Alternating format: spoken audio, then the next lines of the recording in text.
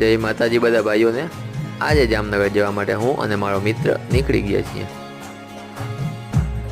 Lalpur bypass ઉપર આટલી traffic. આપણે આવી ગયા તળાવની પાળે। ત્યાં આપણે આપણું કામ પતાવ્યું।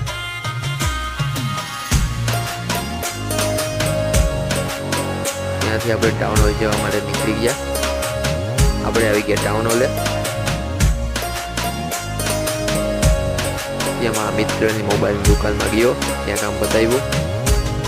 ત્યાંથી હું મારા કોમ્પ્યુટર ક્લાસે જવા માટે નીકળી ગયો અને આવી ગયો સિટી આર્કેડ।